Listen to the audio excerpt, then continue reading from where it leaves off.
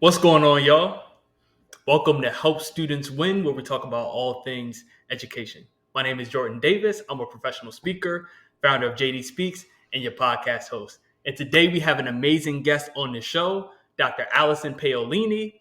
She serves as the school counseling program director at Arkansas State University, where she also teaches graduate students who are training to become school counselors. She researches the impact of social emotional learning on college and career readiness, academic performance, student wellness, and school culture. She's an author of a recent book titled Using Social Emotional Learning to Prevent School Violence.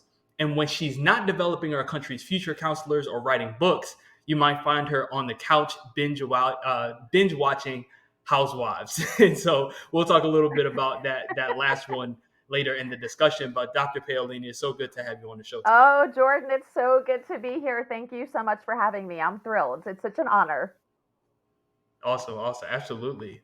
Thank you for taking the time. And it's funny enough, so I was actually doing some research in prep for our trivia. Hmm. So again, if you're a listener, we've got some fun trivia coming up for you later in the show.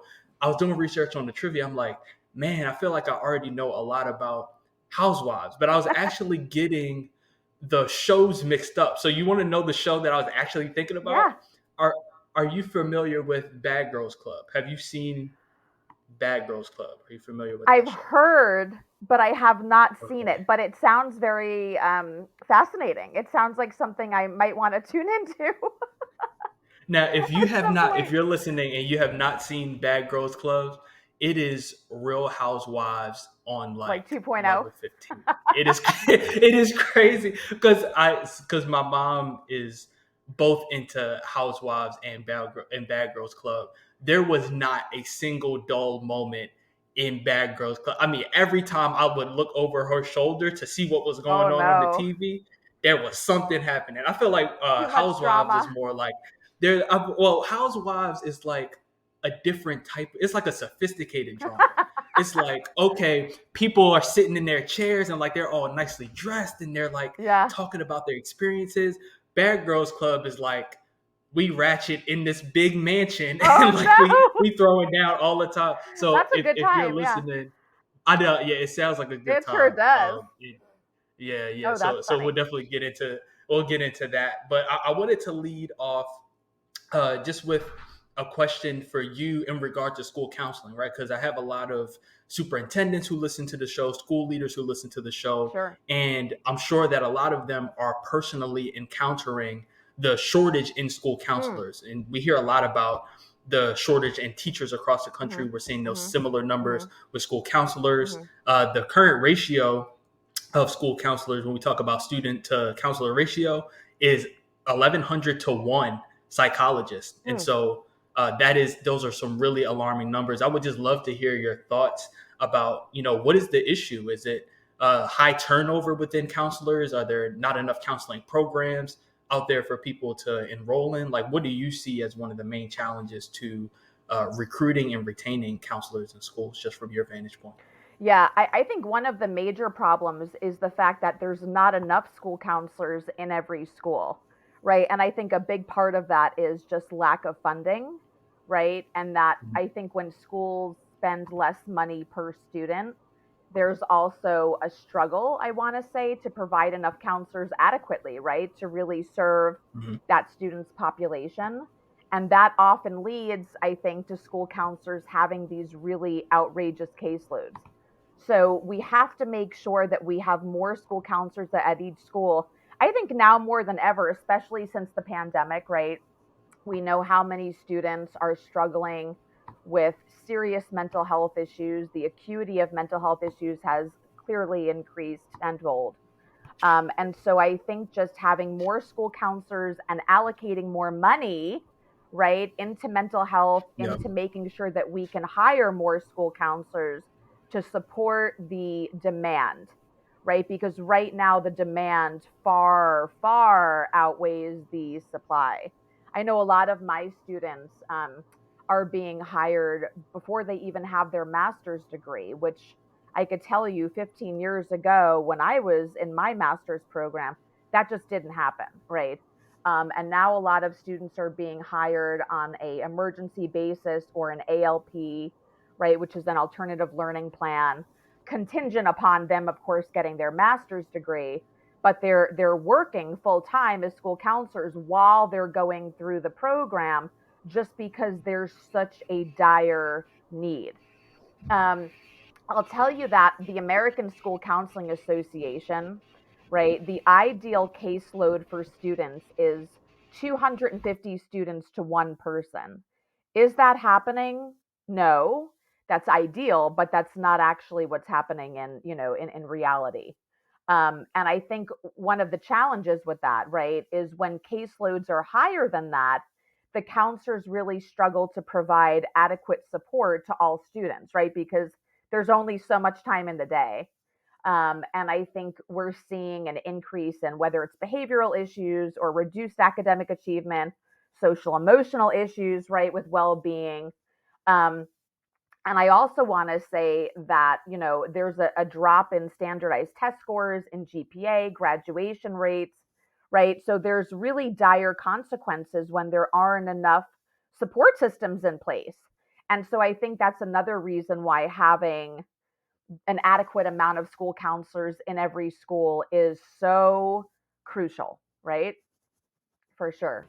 Yeah, 100%. And something that stuck out to me that you just said was that we have a lot of students who are full-time counselors, Mm-hmm. and then in a lot of cases are also full-time students in their counseling programs. And Not so easy. tell me about, yeah, I can imagine that is not easy. I would love to hear your perspective as not only the director of a counseling program, but also a faculty member teaching these Mm-hmm. students. Is it manageable for the students? Like, how does that affect how you approach your teaching and supporting students? Like, how is that different from previous years where students were mostly allowed to be students, primarily, Yeah. and then to have counseling kind of through their other That's a experiences? great question. Yeah. I think it really boils down to being student centered, right? We have to model that because we always want to train our school counselors to be student centered. It's not about us. This is the student's journey, it's their process, it's their experience. We have to be there to guide, to inspire, to mentor, encourage, but ultimately the students themselves have to do the work. So I think we really are very intentional, I want to say, right, about modeling that behavior just so our graduate students can replicate that with their own K to 12 students. And I think our program, because it's 100% online, a lot of our classes, the clinical courses I can speak to, like the skills class I teach, our group course, the group counseling course, the prac and the internship courses, they all have Zoom components because it's very difficult. You can't possibly teach skills or group counseling skills or have group supervision without having that face to face, interaction. So we try to be, with that being said, there are those clinical courses with the Zoom component. The other didactic classes are purely asynchronous, right? And so the students sort of do the work at their convenience. But I think as a faculty, we really have to keep in mind that these students are juggling full time jobs, many of them, whether they're working as teachers or school counselors or educators in some capacity. They're juggling families, raising families, having children, right? While also being in school full time. So they have a full plate. So I think that having that adaptability, right?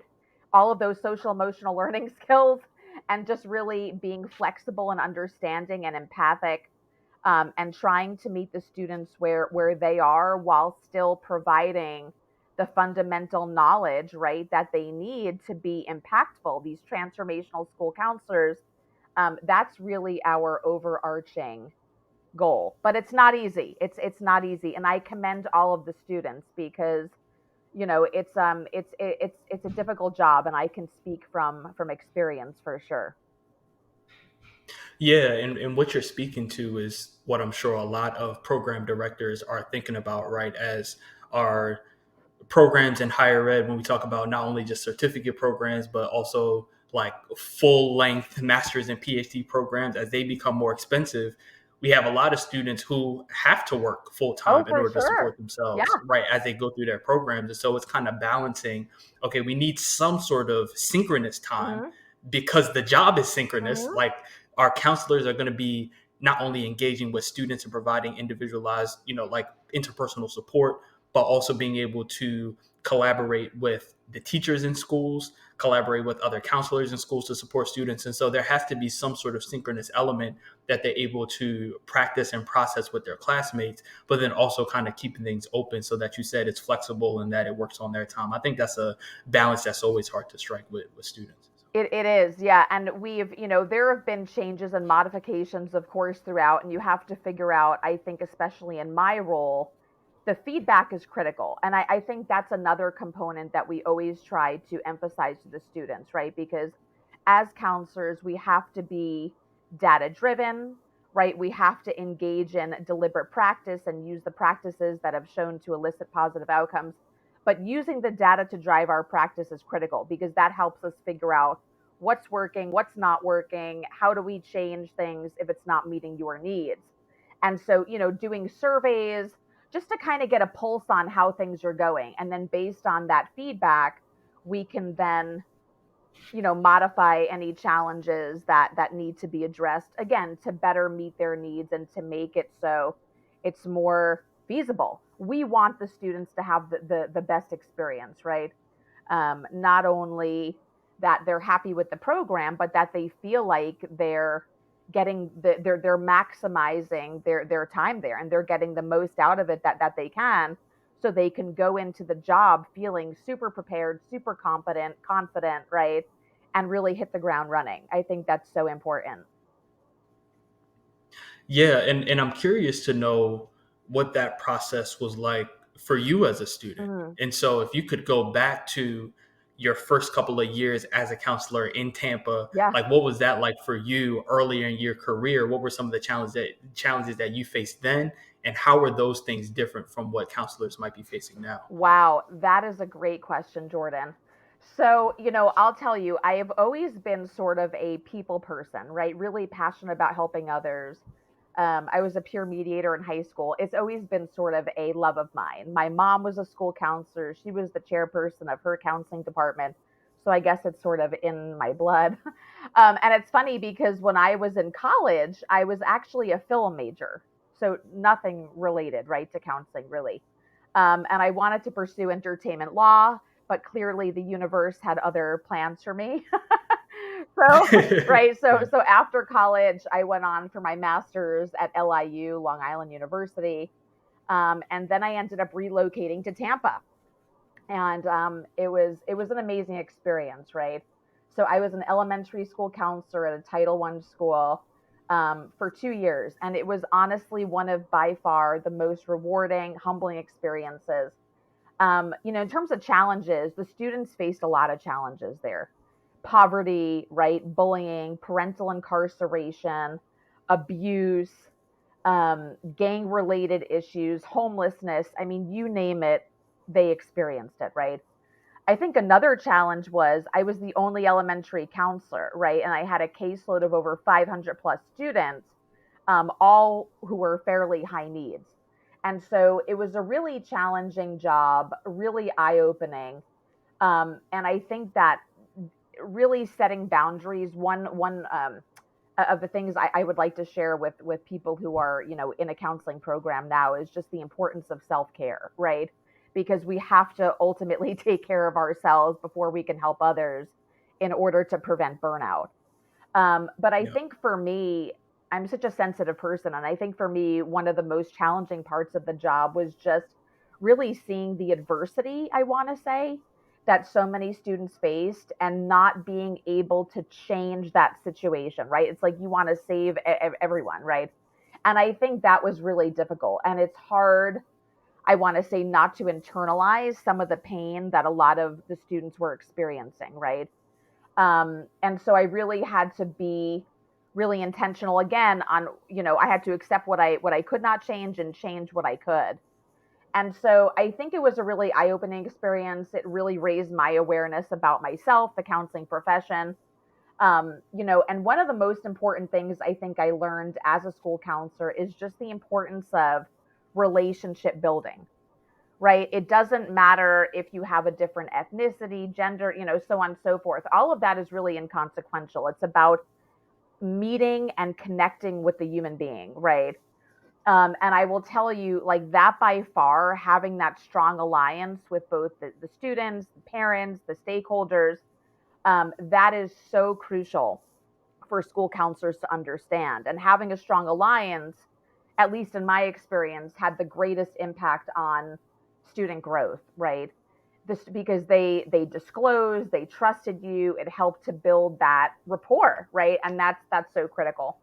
I can tell you that I definitely learned the importance of visibility, right? And I think that's really important for counselors to recognize. I was rarely in my office unless I was facilitating a group or there was some kind of meeting, right? I was always in the classroom with the students, with the stakeholders, doing whether it was anti bullying lessons, character education programs, which was so important because there were a ton of behavioral referrals due to bullying related issues. That was a big challenge at the school. And so having that anti-bullying program was non-negotiable, right? I also I think I learned the importance of family involvement. And a lot of the families at the school particularly didn't have transportation, right? Or the parents were working multiple jobs, whatever they had to do to support their kids, understandably. And Yeah. so I would go into the community, right? And if people can't come to you, you go to them and you have workshops and you have meetings and whatever you have to do to let them know that you're there to guide, to support, right? And that really helped me, I think, tremendously in terms of that relationship building aspect. And I think when you're working as a school counselor, they tell you this, but you can really see it firsthand when you're in the job, just the impact, I want to say, that one person can have on someone else's life, right? Because Mhm. ultimately, we don't know who these kids have in their lives who are their support system. You may be that person for them, which is so powerful, right? Um, and there were so many kids I worked with who experienced such abuse, right? And just challenges that no child, my God, should ever have to experience, right? And I think at the end of the day, kids want to feel heard, they want to feel validated, they want to feel protected and empowered. And so it's such a wonderful gift, right? To be able to be that person for someone else, to inspire them, to believe in them, to support them. And that's really what motivated me to then pursue my PhD, right, in counselor ed. I really wanted to Mhm. pay that forward and then educate and support future counselors to really help them make a difference on that broader, platform. Yeah. Yeah, that's amazing. Yeah. Yeah, thank you so much Oh, of for course. sharing. Yeah. And yeah, and I'm drawn by what you said about how intentional you were early in your career in collaborating with educators and Hmm. like being present for students, like showing up to the classrooms and So facilitating important. character education. Hmm. And I can imagine that today, as we look at that ratio again, over 1,100 students to one psychologist or one Yeah. It's counselor, outrageous. Yeah. a counselor can spend all day Hmm. just in their office meeting with students, Hmm. going to meetings, etc. Hmm. And so, as when you were a Hmm. counselor, did you take the initiative to go into those environments Hmm. and like seek that out, or Hmm. was it leadership that supported that work? Like, what do you think made that type of engagement possible for you? And what are you giving, or what are pro counselor programs in general giving to the counseling students that are in those programs right now to engage in that similar type of work? Because again, I can imagine it can be easy to kind of Hmm. be kind of trapped in your office and to not have that hands-on engagement. Yeah, that's a good question. So for me, I mean, we were always trained to understand that 80% of our time, right, should be spent on direct and indirect services, bottom line. So direct services, just so everyone knows, that includes like individual student planning. So working with the students on their post-secondary goals or courses that they want to take just to be prepared for their post-secondary endeavors, right? Individual, small group, classroom, crisis counseling. And then the indirect services is more of the collaboration, consultation, referral. So the direct services are the face-to-face services with the students themselves, right? And so for me, I recognize the importance of having that face to face communication, that interaction. I always had this sort of open door policy, right? I realized the importance of having visibility because ultimately that's what builds the rapport, and that's what allows for students to grow and thrive and reach their fullest potential. So what I did is I had a very structured calendar, and I would encourage any counseling student now who's in a counseling program or school counselors who are currently working. That was my lifeline, right? I mean that's how I function. That's how I mapped out how I'm going to be allocating my time. So I had like a weekly calendar, a monthly calendar, and then an annual sort of overarching right calendar. And that for me was really key for structure and organization. And the thing about being a counselor, I think people have to realize is there's not like a standard day as a school counselor, right? Because you can plan for things. Like I'm a planner, I'm very type A in that regard. um, Same right? here. Yeah. But it's like as soon as you plan for something, something happens, and you're like, okay, well, I'm glad I had a plan, but clearly we have to kind of roll with the punches. And so there's always going to be something else that comes up that maybe you didn't necessarily plan for, right? So the job is not always predictable, I want to say, right? So the key for me was again having that calendar, really making that concerted effort, knowing that my time with the students and stakeholders is most critical. And I think also prioritizing, right? Just sort of like ranking tasks by importance, making those to-do lists, being organized, right? Being student centered. That's really how I was able to do everything I feel like I needed to do. But it's easier said than done. I can assure you. It's just because there's like I said, there's always things that come up that you may not plan for. And again, having those social emotional learning skills, right? Being open minded, being receptive, being flexible, being adaptive, that's really so instrumental to someone's success in this particular role. Yeah, of For course. Yeah, sure. that's Yeah. right. And you mentioned social emotional learning. I know that's an area of expertise for Hmm. you. So I would love for you to talk about the relationship that you've seen both in your research and in your work with Hmm. students between social emotional learning and college and career readiness. And as you kind of think about that, Yeah. I work in higher Hmm. education, and it's hard often to get professors to understand that relationship. Hmm. And I think there's an aspect of age, right? Because professors are saying, oh, these students are paying for their courses, they're 18 to 22, they should have these skills already, right? Like it's not my job as a faculty member to teach students social emotional You would learning, or they hope. should already come in the classroom with Yeah. that, right? You would Yeah. hope. But even so, even if students are coming in with really strong social emotional learning skills, Yeah. they're still in, like, their brain is still developing at 18 to Oh, 22. And absolutely. so, Yeah. and I know that all of our students are not 18 to 22, but when we think about what kind of educators' mindsets in terms of preparing students for college and careers, because I know that's a goal for a lot of educators, is to give students the skills that are going to serve them well after graduation. But social emotional learning goes hand in hand with those skills. And so I would love for you to kind of talk about how you see that Yeah, for relationship and sure. how we can present that to educators to understand that. Yeah, Jordan, I love this question. And I do. I think that there's absolutely a direct positive relationship between those who possess SEL skills, right? And preparedness for post-secondary endeavors. Absolutely. There's no argument there. Just so everyone knows, right? So SEL, social emotional learning, it's really the process, right, by which kids, adults, they regulate their emotions, they're setting goals, they're demonstrating empathy, they're building these really healthy relationships, they're making sound choices. And today, when you think about it, many work settings require collaboration and relationship building. Specifically in the school counseling realm, it's you're never working alone, right? You're constantly working in a team. It takes a village, everyone working together to really support student success. Um, and so we know that, and research has substantiated this, right? So, students who possess these SEL skills, they're less likely to drop out. They have fewer behavioral issues, fewer mental health related issues, fewer, they're just much more successful, right? They're successful academically, personally, socially, emotionally, vocationally.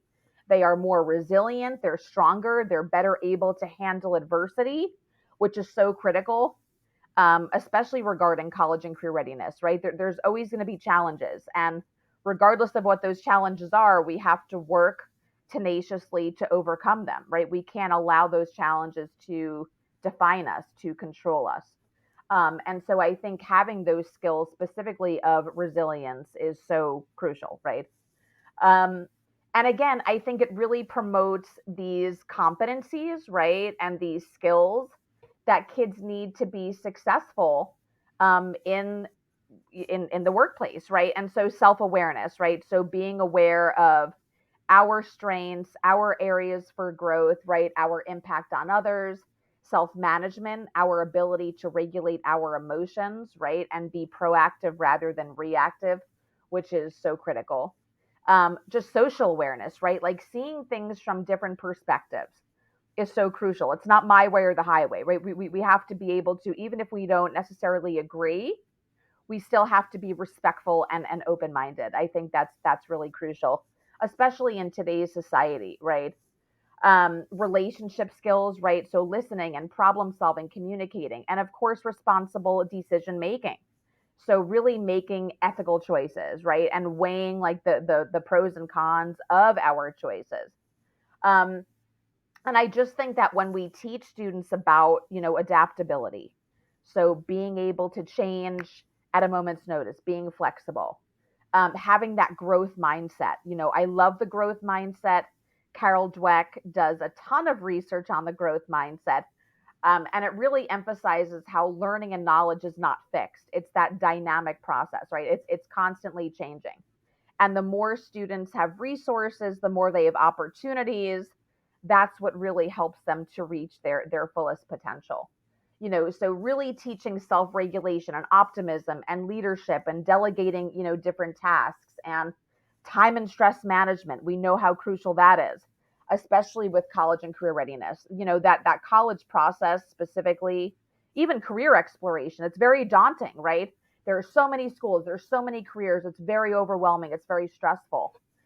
So teaching students how to manage that, how to cope with that, right? Really helping them to think outside of the box, building character, communication, accountability, motivation. All of these integral skills are needed to be successful, I think, in school and in life. So, like I said before, in my opinion, and I think the research really substantiates this, there is absolutely a direct and positive relationship, right, between SEL and career readiness. And I think that students who possess these skills will be much more successful, whether it's in college or the workforce, for sure.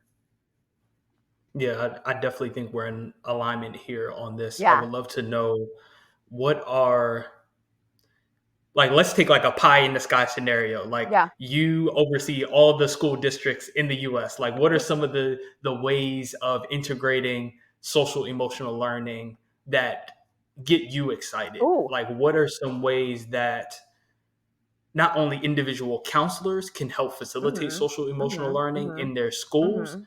but then also with your expertise as a director and someone who oversees many counselors, what supports can school districts build in to integrate SEL into the curriculum and students' curricular and co-curricular experiences? That's such an important question. I'm glad you asked. I think first and foremost, like I said, just reiterating, in terms of having that growth mindset, that needs to be throughout the district at large, every school in and of itself, right? I think the faculty need to possess this. The students need to understand the importance of possessing a growth mindset, right? To really believe in themselves, to feel motivated, to feel inspired, and realize that, as long as they are um, focused, right? And as long as they apply themselves, the opportunities are really endless. And I think when we believe in students, they're more likely to then believe in themselves. So having that growth mindset um, is really going to be such an instrumental, integral piece, right? I think encouraging goal setting. Districts, schools need to encourage goal setting, right? We know that we have to help students identify their strengths. We always want to be strength based and then build upon those strengths to achieve their goals. And we know that goal setting is integral for growth. It enhances motivation, direction. We want to set those SMART goals, right, that are measurable, quantifiable. And I think it's also important that districts and schools really help students see that making mistakes, that's okay, right? They shouldn't be faulted for that. It should actually be celebrated, because through those mistakes is how we make growth, right? It's how we become more self-aware, more resilient.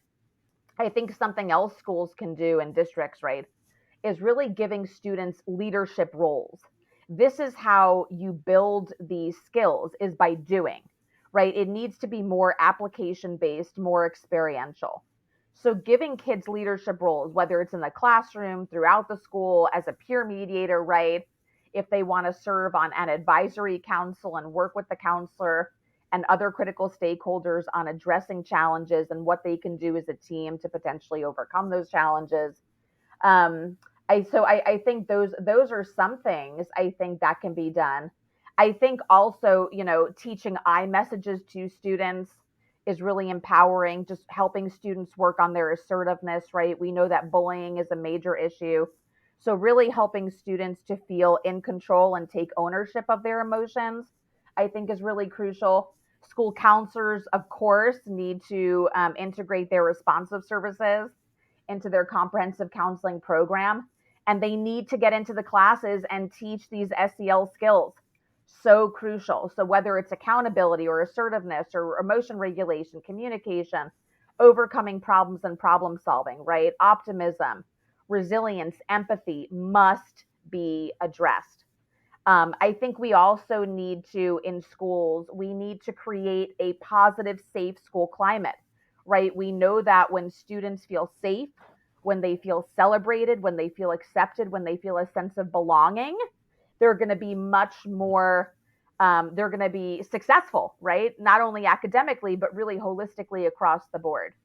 Um, so you could even have like a group of students each day who sort of welcome other students. Again, I think it just sets a positive tone. You can decorate classrooms and hallways, right, with different empowering messages. And I would try to do that specifically in my office or throughout the school, right, in the cafeteria. Something to the effect of like, we try our best, or we are a team, right? We create together, or like other positive affirmations I want to say that really foster teamwork, unity, right? Inclusion, acceptance. Um, I think something else that schools can do, now that I'm thinking about it, is sort of having a lunch bunch, right? Or a mix it up Mm. day, right? Where kids sit together, and they just talk, and they have open dialogue. Or with the mix it up day, they're sitting with kids who they may not normally sit with, and they're having Yeah, conversations and they're engaging in that relationship building. yeah. The other thing I will say, which I think is really crucial in terms of SEL practices, is every school, K to 12, has got to have an anti bullying program. I cannot tell Mm. you the positive impact that this had on the school that I worked at in terms of Mm. mitigating bullying, mitigating behavioral referrals, and really just creating an overall, like, it really boosted the overall morale of the school, right? So I personally use Steps to Respect as the anti-bullying program. It was wonderful. It was all mapped out. All you really have to do is implement it. I mean, I changed some of the verbiage to make it more age appropriate, but it was a great program. And when you say implemented, is it the counselor going into Yep. classes to have these conversations with students? Okay, Exactly, got it. right. So every 2 weeks, right, I would biweekly address the bullying, and then I would alternate with the character education.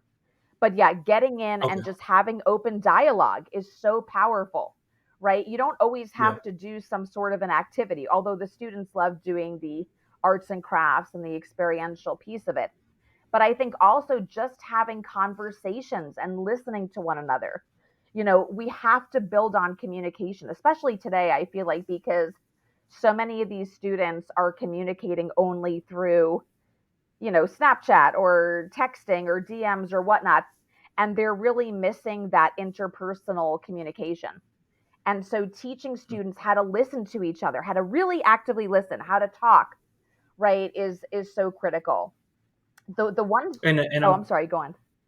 no, I was just gonna ask. I'm curious to know about like a little bit more about the integration model because I'm curious to know whether students showed any resistance to the idea of like, oh, we have a counselor coming in every 2 weeks to have this conversation because I find that sometimes with programs like these sessions can kind of seem like a one-off. Mhm. Like students might internalize and be like, oh, like this is our anti-bullying day, I'm going to tune out, or oh, I'm, this isn't my math subject, so like Yeah. I don't really have to pay attention here. So what were some strategies that you use to engage students in the conversation or to even try to connect what you were teaching them as it comes to like anti-bullying in school climate? How were you connecting that to what they were learning in their classes and their experiences? So. Yeah, so I think just having conversations, right, is really key.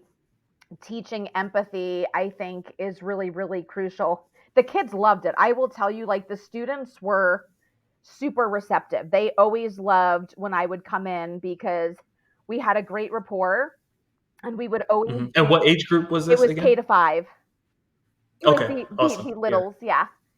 it's a fun group to A be fun with. Yeah. group to be with. Oh, the littles, we love the littles. Yeah, they're adorable. And we would read, right? We would read books and then have conversations about that, or like watch little videos, or do different types of activities that they could relate to, right? I think one of the most important things is making learning relevant, making it relatable, and that's going to be much more engaging. So I will say, for me, for my experience, yeah, the students were very receptive. They were open. They really looked forward to it, right? And they were all engaged. And I would use different strategies for engagement, right? Like I would make maybe a student, um, specifically one who maybe acted out. I would make them the leader of the group, right? And that was really interesting for them because they were like, wow, I'm in this really positive role, and I need to model, pro-social behaviors. And so there's different things you can do. That's just one of many examples. Um, but yeah, we had different, just really hands-on activities that were really engaging, and the students loved it. They really, they were just very, it was very interactive, a lot of participation. I use rounds a lot, so each person would have a chance to check in. We would use small group work, which is also, SEL related, right? So it's not Mhm. only teaching the skills themselves, but it's also utilizing SEL strategies like team building, communication, dyad work, paired, shared, small group work. And by doing this, you're enhancing communication, you're enhancing leadership, you're enhancing listening, you're enhancing work ethic, right? Team building, Mhm. communication strategies, conflict resolution. And so there's different things, I think, that we can do that aren't so overt, right? That still subtly help students to build those SEL skills, which in my experience was very impactful for sure. Yeah, and I come at these situations from like a teaching and learning lens, right? Because Mm-hmm. like that's my background, and I Yep. think about you mentioned earlier about helping students process failure Mm-hmm. and being comfortable Mm-hmm. with failure and like how they navigate that and how they overcome it Yeah. and show resilience. And I think grading in particular is one of those topics specifically around ungrading. So I don't know how steep you are into like the research and the theory around ungrading, but it's this idea that even in school systems or schools where letter grades are Mm-hmm. required, Mm-hmm. decentering the importance of grades and student achievement in order to emphasize and prioritize students' learning Mm-hmm. is kind of one of the ways that I see students becoming more familiarized with the feeling of failure. Because like, I think one of the barriers is that even from really young, so we're talking about elementary school kids, Sure. they understand that when I perform Mm-hmm. in the way that my teacher wants me to perform, Mm-hmm. I get better educational opportunities. I get teachers. I get access to teachers that are nicer to me. Yeah. I get special field trips that I get to go on. And so students are actively learning that when I act a certain way or when I perform in a certain Mm-hmm. way, I get certain rewards for that. And when I don't, when I make a mistake, I get punished for that. And I feel like when we get into like the high school and college Mm-hmm. years, grades become like the proxy of How power in people classroom. identify And them. so, Sure. Yeah. Absolutely. Yeah. yeah, exactly. And so I'm curious to know just from a counselor's perspective, your ideas on even like the thought of ungrading, because that's one of the things that I Mm-hmm. go to first is like we have to dismantle one our colonized thinking about what student expertise looks Mm-hmm. like in the classroom, right? So you said Mm-hmm. like students being able to show up in different ways and having their knowledge and their experiences valued by their educators as a way of contributing towards social emotional learning. Sure. But I think in order for SEL to kind of stick with students throughout high school and even into Mm-hmm. college, this idea around students being comfortable with taking risks Mm-hmm. in the Mm-hmm. classroom. Um, Obviously risks that aren't intentionally harming other students, but risks to kind of test the limits of their skills, Mm-hmm. to kind of test their intellectual ideas, to have their ideas challenged, Mm-hmm. to challenge other students' ideas. That's even a risk, Mm-hmm. like challenging other students on their ideas. Sure. So I think all of this is kind of connected to the power dynamics in the classroom. And I would just kind of love any thoughts or reflection that you have on that. Yeah, I think that's a great point, and I think also that grades cause so much anxiety among students, right? Especially if they're saying, "Oh my gosh, if I don't have a 4.0, I'm never going to get into my dream school," or whatever the case is. And I think that students a lot of times build their whole self concept, their whole identity, right, around their graded performance per se. And grades can be a bit subjective. I mean, obviously on tests you score at a certain level, right? But grades can be somewhat subjective. I'll tell you, like at my son's school, they do something really neat where it's not an A B C D F. It's more like needs improvement, meeting expectations, exceeds expectations, and so the teachers indicate that, and then they write a whole summary of like what are the kids' strengths, what are their areas for growth. And I think, it is more time consuming, clearly, because there's so many students in a class, but it really gives you so much insight into the child, right?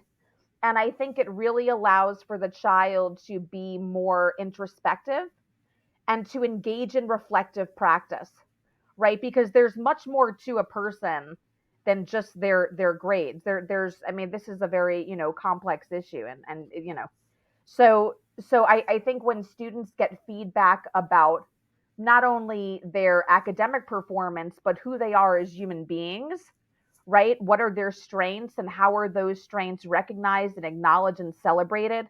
That to me, like you said, I think is a huge motivating force, I want to say, right?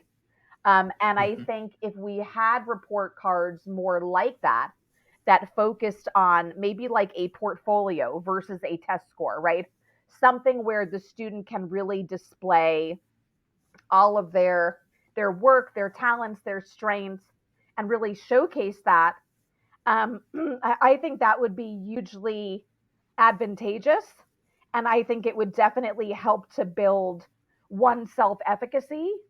Excuse me, as well as their belief in themselves, their belief in others, and they would be much more likely to work that much harder to reach their fullest potential because they're not limited by, if that makes sense, or Mm. defined by, maybe that's a better way to explain that, their letter grade, because there's so much more to someone than just a grade Yeah. per se. Yeah, for sure. That was a really Yeah. interesting And question. yeah, well, I appreciate you answering it. And it ties back to what I think this is a crystal clear and practical example of what growth mindset looks like. Yes. Because when you brought up report cards, I think about the grading curve, Mhm. which is still really popular at the college level, right? That there's this idea that Can't escape there's it. no possible way that right. Well, there's no possible way that everyone in this class could earn an A because we automatically have students that are smart and like students that are not so smart. Like that is an example of like a fixed mindset. Sure. But when you open it up and you say to yourself as an educator, Everyone has different everybody in strengths. this class can be Yes. successful, right? Everybody has different Mhm. strengths, and the person that earns like two students can earn an A in a class, but have specialties in different types of skills, Mhm. have different types of experiences, and so all of the A's in a class aren't going to look identical, and they shouldn't look identical because the students that are earning Are them so are not different, identical. right? Absolutely. Yeah, And I exactly. think that those differences need to be acknowledged and celebrated. And I think that would Hmm. be one way of doing that, right? Just really allowing students to be themselves and to tap into their passions. And I think when students are given the opportunity to do that, that's where you really formulate that connection and you make that growth. And you have to teach kids, you only fail when you stop trying. And that's the truth. That was one of my favorite quotes growing up, is you only fail when you stop trying. And as long as you Hmm. keep working at something, as long as you keep persevering, you have that tenacity, anything is possible, right? And you will achieve your dreams as long as you are committed to that, and you're dedicated. And I think that's so empowering for kids to Yeah, recognize, that is that, there's no limitation, and what they put into it is what they will get out of it, for sure. yeah. Yeah. Yeah. One last question before we head into our Yeah. trivia. I'm curious to know about your thoughts on phones in the classroom. Oh So I gosh. know Yeah. that there are several districts across the country are now banning phones in Mhm. the classroom, Mhm. and I know that counselors can play a really crucial role in teaching students or even like helping students develop skills around social emotional learning in connection with Technology. technology in their Mhm. phones Mhm. and what they're and even when we talk about bullying like cyberbullying more explicitly Mhm. as a challenge Mhm. Mhm. that schools are facing. And so um, what are some approaches to phones in the classroom that do you see as most helpful to students? Kind of what are your thoughts on phones Yeah, right now? this is, wow, this is sort of that hot button issue. One Yeah. of them. And we know that, the National Center for Education stats are saying that almost 77%, right, of schools nationwide are sort of banning cell phones for That's a huge number. I non-academic didn't know use. that. 77%, yeah. So it's Wow. pretty staggering. And I think, I understand in some capacity, right, that kids can be easily distracted if they're using social media, right, or if they're texting or communicating with their friends and they're clearly not focusing on the academics. That would be a negative, clearly. However, and also with cyberbullying, we know that that's a pervasive issue nationwide, where kids are, whether they're engaging in cyberbullying or they're live streaming fights. It's, there are, I understand the resistance. Let's put it that way, right? With that being said, I think that there are times potentially, right, where using cell phones could be useful in terms of if you're using it to promote engagement, right? Like if you're using it to play educational games like Kahoot. I love Kahoot, where it goes on the screen and the students have to plug in what their response is through their tablet or their phone, or like a blended play game or playing Jeopardy. I mean, there's different experiential games that are educationally based that require technology, that I think are great for learning, for interaction, for engagement, participation, all across the board, right? And technology today, this is the world we live in, right? It's a very different world than the one I grew up in, where these kids today, technology, it plays such an integral role. And so I think for a lot of students, it may make learning for them a bit more relevant and more engaging. And there may be more buy-in just because that's what they're accustomed to. That's how they know how to communicate, right? And I think also cell phones could potentially be helpful for like safety purposes. God forbid there's a crisis, right? And students need to contact whether it's their authorities or the parents or whatnot. So I do see the pros and cons. I can see the argument Hmm. from both sides. Um, I think ultimately it's going to be really up to each district, right? They're going to have a different policy. And I think the advantages and disadvantages really need to be weighed to determine what is ultimately in the best interest of the student, right? And how do we promote positive Hmm. learning outcomes? And that may be Yeah. different for I don't know if there's necessarily a universal approach for that. I think that needs to that kind of a decision would need to be made on more of like a case by case basis per se. Yeah, I mean, there's so many things to say on this issue. I hear the pushback Mm-hmm. in terms of students need, because I like what you said, because you said that students need phones in the case of an emergency, and Yes. I've heard like several people respond to that and say that, well, in the middle of an emergency, the last thing we want students doing is pulling out their phones. Like they Mm-hmm. should be Okay. listening to the teachers and the school Protocol. leaders Mm-hmm. around them, Mm-hmm. like focused on Mm-hmm. finding shelter or what have Mm-hmm. you. So that adds some complexity to it that I hadn't considered Mm-hmm. previously. But I also just think too, if students are not learning how to live and learn with their phones in schools, Mm-hmm. then where are they learning that? Right. And On so a their lot own. of Yeah. people would, Yeah. yeah, exactly. They would say like on their own, Yeah. or, they're left to, um, the parents are now like the main person that is responsible for that. I just think we're missing out on an opportunity for students to learn how to live with technology because it's not going anywhere, Right. right? And so you're just prolonging students learning about it and with it. You're denying young The people the opportunity. opportunity Mm-hmm. to learn about these skills. And I think it's really testing the keeping phones in school, so Mm-hmm. not banning Mm-hmm. phones, is testing the response ability, so not responsibility, but the response Right. ability of the resources within Mm-hmm. schools, right? Because it really, again, it calls for counselors to step up. It calls for Sure. teachers to step up their pedagogy to make it more engaging, Mm-hmm. but then to also make it technology centered so that students are using their phones as tools, as you were just saying, and not as distractions, right? Like there's so many different supports that need to be in place, but I really see phones as being a really rich opportunity for More dynamic um for learning. Mm-hmm. Mm-hmm. exactly, and Mm-hmm. social emotional learning. Mm-hmm. Like we a lot of the skills that we want students to learn as far as information literacy when it comes to um being able to, again, like communicate with each other, storytelling, Mm-hmm. right? Like a sense of like self agency, all of these different things. Teaching them how to use technology is like a great It's so example or crucial. avenue Yeah. through which we can teach There should students honestly, those skills. Jordan, in my opinion, I think another sort of best practice with SEL is having a course on social emotional learning, like a course that would be Mhm. required for graduation. It should be mandated, right? And I think that way we can, maybe in that course, even we can integrate more of a technological aspect, right? Because I think you make a great point in that we have to coexist with technology. We shouldn't be suppressing it. And I think teaching students how to use technology appropriately, that's that operative word, will Mhm. be so crucial for their success.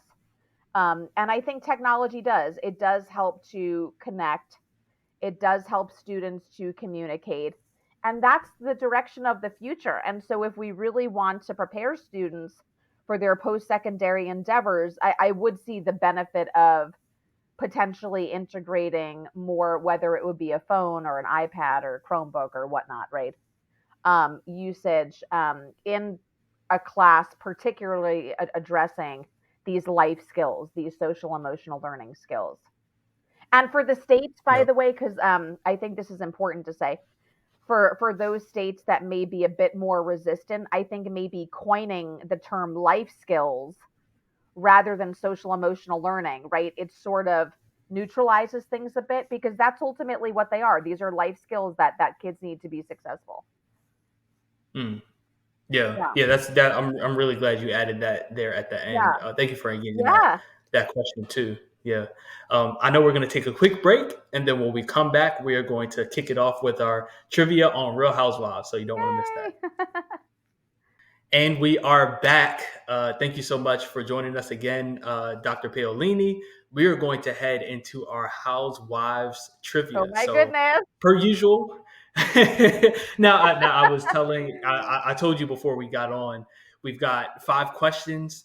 Two of them are there's a yes or no answer to them, right? Okay. Or there is a correct answer, and then the last three are kind of more personal preference, this or that type Okay. of If I get questions. something So wrong, don't be mad at me. Okay. oh no, well there I've already set the bar high, so at Oh least you'll get at no. least three right because there's no. You'll be just Oh fine. no. That's funny. So our first question: how many Housewives shows are there? Oh my goodness. Let's see. There's Atlanta, Dallas, Before you roll them off, I've got Potomac. multiple choice for you Oh, too, if you want the multiple oh, choice. Potomac. Hold on, let me think. Beverly Yeah, Hills, Orange County, New York, New Jersey, Dubai. Am I missing this is anything? very impressive. Am I missing anything? New York, nine, eight, nine? So close. No, 10? There are 11 in 11. total. Yes. No. Oh my goodness. You named, I mean, everyone that you named is a Housewives show, though. I can list them off if it's helpful. Yes, can you? Because I'm Um, missing three. yeah, yeah. Let's Sorry, see. So we've Housewives. got no. So we've got Orange Orange County, County. Yep. New York Yep. City, Atlanta, Atlanta. Yep. New Yep. Jersey, DC. Real Housewives of DC. DC. Oh my Yep. goodness. Yes. I used to Yeah, watch yeah. that back Beverly in the day. Hills. Beverly Hills. Yep. OC. Yeah, Miami. Miami. Oh, and I watched Miami. Miami. I should have known that one. Oh my God. but yeah, the rest of the ones that you named. So Potomac, Dallas, Salt Lake Yeah. City. Oh, Salt Those Lake were City. the I last couple. love them. Yeah, Oh, yeah. they're awesome. Out in There's so Utah. many. I did not know that there were that many. So Oh, that was very impressive to just hear oh, you roll I those tried. off the top like that. Yeah, yeah, that was great. All right, you ready for our second question? Okay. Okay. Which show is the original Real Housewives show? So which one was the first one to air? OG. Yep. Was it Vicky Gunvalson always calls herself the OG, but I have a feeling that it's not Orange County. I don't know. What is the original one? The first one? You might. Oh God. I don't That's a hard one. I honestly I have no idea. I'm gonna go with You Orange already County. said the answer. Yes, It it's Orange it is County. Orange That's right. County? Yeah, yeah, that's right. Yay! Oh yay! So it is Vicky Gunvalson because she calls herself that. She's like, I'm the OG of the Housewives. All Yep, right, in Vicky. January 2006. Yes, one right. Yes, yes. That's the No, well, motivating you'll force. automatically get the next couple. You'll automatically get the next couple right. So this is great. Your favorite Housewives show and why? Oh, New Jersey. Oh, okay. Hands Said that with down. confidence. Why Yeah, is that? Jersey. They are so entertaining. I think Teresa is a hoot. I love Melissa Gorga. They're just like these Italians and they're so over the top and I'm Italian. I don't know. There's just something about them, their energy, their charisma. I think Dolores is fabulous. I just love them. There's always drama and it's like when you watch that show it makes you feel so much better about yourself no Yes, matter like I what you get have going on in your life, you're like, nope, I'm still winning.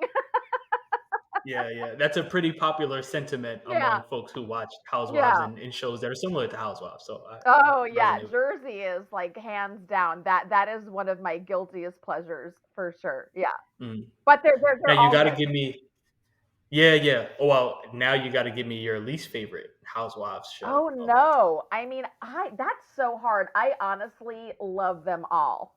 There's something like Mm, the Miami, they have like this awesome vibe about them and they're just really they're just so cool, you know. And I think each of them have an interesting storyline and their strengths. I don't know if I like necessarily like one more than anything else. Honestly, I think they're all different, and that's what I love about them is because each Housewives franchise brings their own flair and dynamic. And they all have really interesting backstories. Like you really have sort of like a newfound respect because they've all made it in some way, shape, or form. And I think yeah. just that female empowerment, it's yeah, Mm, so I, yeah. I I don't know if Yep. I have a least favorite. I like all of them for different reasons. Yeah. And how do you feel about, I don't even know if the accurate term is spin-off shows because they aren't necessarily associated with the Real Housewives Yeah. franchise, but even shows like like Basketball Wives, for Mm, example, or I like used to love Hip that. Hop Wives, like these different wives shows that have kind of spun off from that. Have you seen any shows that are related I to the ones have. I just I've named? seen Basketball Wives when Evelyn Lozada was on it. Gotta love Oh, Evelyn. cool. Gotta Okay. love Evelyn. Yeah. Yeah, I'm all for that. I think the more drama, the better. It's so salacious and so The men entertaining. better. The better, Yeah. yeah. I mean, it's like who doesn't want to sit down and watch that? But yeah, more power to them. I mean, like I said, I think everyone has a purpose and everyone has a storyline, and that should be celebrated in some way, shape, or form. They're all very different, but all fabulous for different reasons, for sure. I love Yeah. that. No, thank you for indulging Oh, or oh, my engaging with pleasure. me on Yeah, that. That was fun. Yeah, yeah. that was Now, fun. now before we go, I want you to tell us about your book, Using Social Emotional Learning to Prevent School Violence. Talk to me about that book. Right. Yes. So I wrote this book, and it's a really fantastic book. It's a resource guide, and it really just talks about social emotional learning. Right. What are some best practices? What are the reasons for school violence, bullying and cyberbullying, mental health issues? It touches upon all of these really important topics, and what I really love about it is it's so user friendly, right? The first half of the book is really content based. And then the second half of the book is fantastic because it's all experiential activities. And they're broken up by elementary school counselors and secondary school counselors. So it's really K to 12. It's very versatile. And it tells them exactly what they have to do and how they can integrate SEL into their comprehensive counseling curricula. So I strongly encourage all school counselors nationwide to purchase the book. It's an amazing resource. Counselors in training who are currently in their master's program also, I think, would absolutely benefit.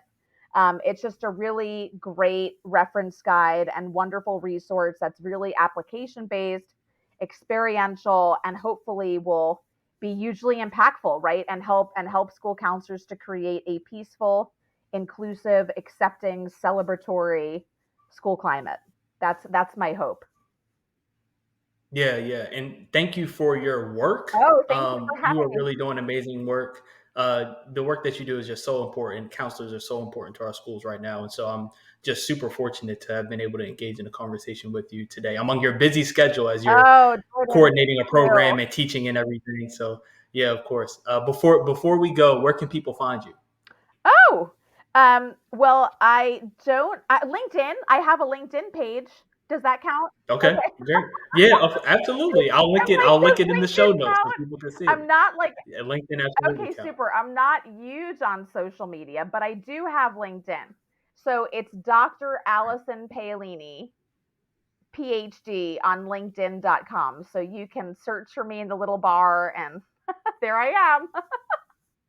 Fantastic. Yeah. Well, I'm sure you'll get a lot of Oh, connections through there. awesome. I So look forward to it.